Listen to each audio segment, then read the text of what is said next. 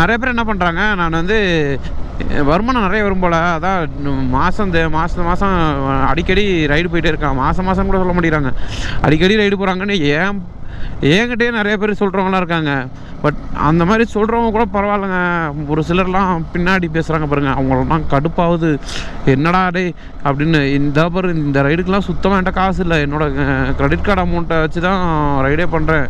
But ஆனால் என்ன சொல்கிறாங்க, ஜாலியாக இருக்காங்க அப்படிங்கிறாங்க. நம்ம அப்படியே நிறைய பண பிரச்சனைங்க. அந்த காசு பிரச்சனையால தான் இந்த மாதிரி ரைடே கிளம்பி போகிறது.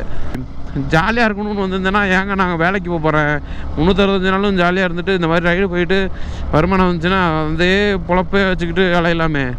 வருமானம்லாம் ஒன்றும் இருக்காதுங்க. அதில் வர்றதும் செலவுக்கும் கரெக்டாக இருக்கும். ஒரு சில டைம் பார்த்திங்கன்னா வண்டி செலவு வச்சுச்சுன்னா வரதும் பத்தாது, போகிறதுக்கும் பத்தாது. அப்போ 2 மாதம் வீடியோவே இல்லாமல் உட்காந்துருக்க மாதிரி இருக்கும். நிறையா பேரை கேட்டு பாருங்கள் வேணாம். ஸோ இப்போ என்னடா ஸ்டார்டிங்லேயே வெறும் இன்னும் இன்கமே மானிட்டேஷனே எவ்வளோ வேணாம் புலம்புறானேன்றாங்க.